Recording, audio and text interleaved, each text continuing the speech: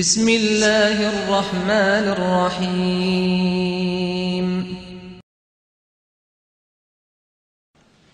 I invite every person, I invite every woman here, every non-Muslim woman here, to stand to the side when we leave here and talk to a Muslim lady. I mean, now, let's not ask Barbara Walters about how Muslim women feel. You know, let's not ask Tom Brokaw how Muslim women feel.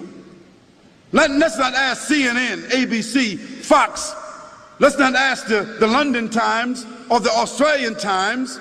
Let's not ask non-Muslims about how Muslim women feel, how they live, what are their principles, what are their challenges. If you want to be fair, ask a Muslim woman. Ask my wife.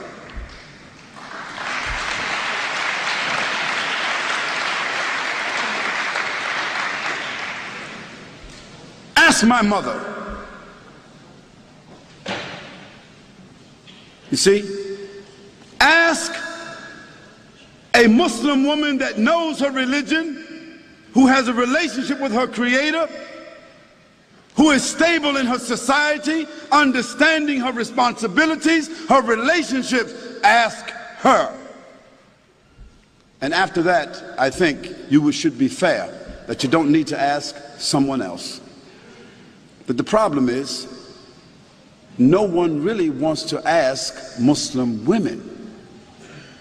We want to take pictures of women in Afghanistan, and pictures of women in Palestine, and pictures of women in Pakistan, and pictures of women over here. And we want to listen to what people say about female circumcision, as if Muslims got women, 1,000, 10, 30,000, 40,000 Muslim women all over the world is being circumcised.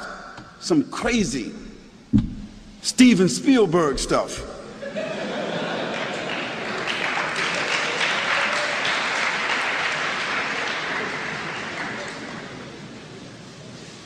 And let me give you a statistic that you should know about.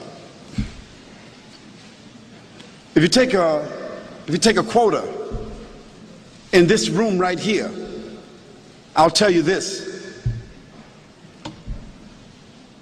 Most every Muslim woman in this room will be a college graduate, or is a college graduate, or is very intelligent and very much socially endowed. And within her family structure, we find that women control the wealth more so than men. Now, what does that say to you?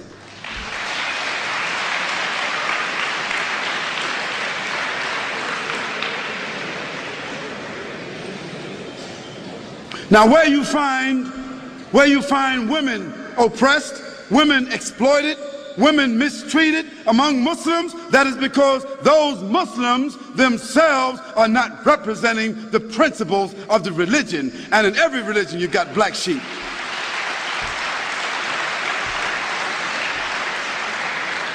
But then again, you can't tell me that the 148,000 prostitutes that walk the streets in the UK, or the 76,000 prostitutes that walk the streets of Holland that have licenses to do so, you can't tell me that all these little young naked little girls walking around Australia with no clothes on, you can't tell me that they represent liberation.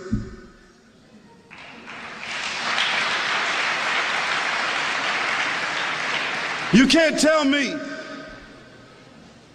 that the 2,350 abortions, murders that take place with these young women, you can't tell me that that represents sophistication. You can't tell me that that represents liberation. You can't tell me that a naked woman sitting on a chocolate bar, a naked woman selling everything, toothpaste, everything, you can't tell me that doesn't represent exploitation. So let's put things in context. Let's talk about things correctly, and let's be fair, and let's be objective. We can talk about that a little bit more if you want to. And let me give you one more statistic. One more. Prostitution, venereal disease, abortion, and pedophilia. And this horrendous number of children being raped and kidnapped that exists in the Western world. It is almost unheard of in the Muslim world.